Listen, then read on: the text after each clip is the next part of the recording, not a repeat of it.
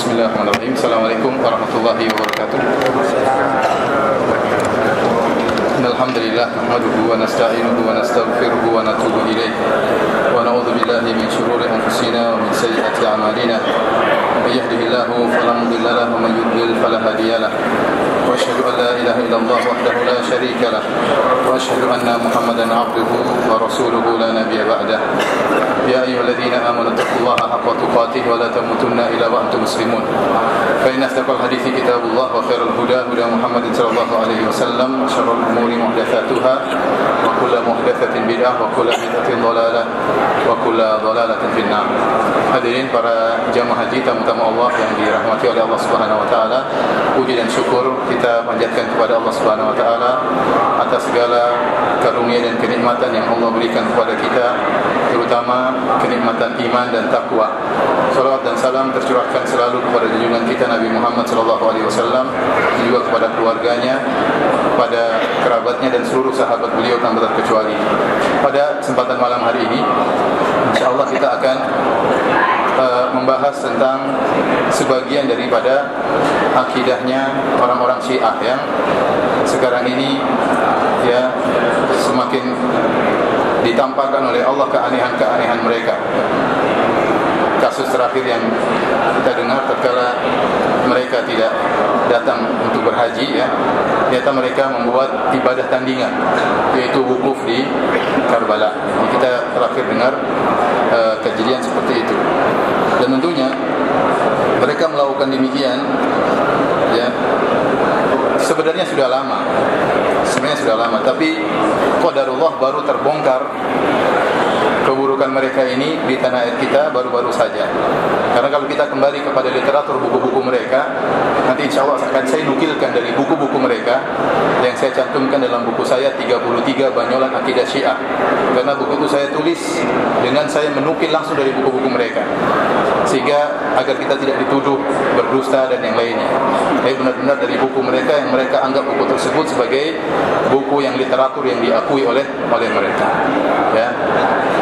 Sebelumnya ada kejadian-kejadian yang lain yang kita dengar di tanah air kita, seperti kasus pertikaian antara dua bersaudara di Madura gara-gara salah satunya menganggap Al-Quran belum lengkap. Ini masalah besar, Al-Quran dianggap tidak lengkap, ya. Ini masalah besar dan terjadi kasus. Kita juga dengar ada namanya Hari Idul Qadir, ya, Hari Raya Baru, ya, yang saya tidak pernah mendengar dari nenek moyang saya. Tahu-tahu muncul di tanah air kita baru-baru ini. Ini menunjukkan mereka sudah memiliki gerakan dan mereka, ya, sudah mulai berkembang. Dan alhamdulillah Majelis Ulama Indonesia, ya, telah mengeluarkan buku khusus tentang menjelaskan tentang penyimpangan mereka, ya, akidah mereka, terutama yang ada di tanah air kita. Meskipun para ulama telah menjelaskan tentang buruknya akidah mereka, konyolnya akidah mereka, kesyirikan yang mereka lakukan, namun masih saja kita dapati dari sebagian dai di tanah air kita yang berusaha membela, ya, berusaha bertoleransi pada hal ini, kemudian terkadang membuat bingung umat dengan mengatakan tidak semua golongan mereka sesat, ya, seakan-akan tidak usah, lupakan saja. Gimana bisa dilupakan? Dan ini orang yang mengatakan tidak semua golongan ini sesat, ini orang yang pengkhianat umat Islam. Kenapa? Karena dia tahu bahwasanya Syiah yang sampai ke tanah air kita itu yang sesat, yang dikenal dengan Imam 12, yang dikenal dengan Syiah Imam 12. Dan itu yang ada tersebar di dunia ini seperti di Iran, di Irak, dan itu yang sampai ke tanah air kita, dan itulah yang disesatkan oleh para ulama.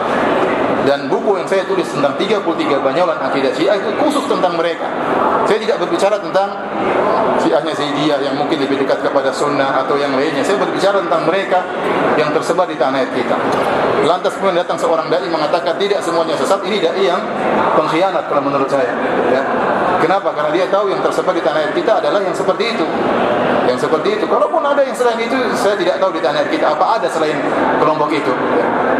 Maka seorang harus bertakwa kepada Allah Subhanahu wa taala, jangan buat bingung umat, ya, apalagi dengan mengesankan seakan-akan perkaranya sepele, tidak perlu dibahas, ya. Ini adalah perkara yang berbahaya. Baik, para hadirin Allah Subhanahu wa taala, kita akan bahas akidah mereka tentang Al-Quran tentang sunnah Nabi sallallahu alaihi wasallam, tentang para sahabat. Akan tapi sebelum saya menyampaikan akidah mereka tentang hal-hal tersebut, ya, saya ingin menyampaikan terlebih dahulu tentang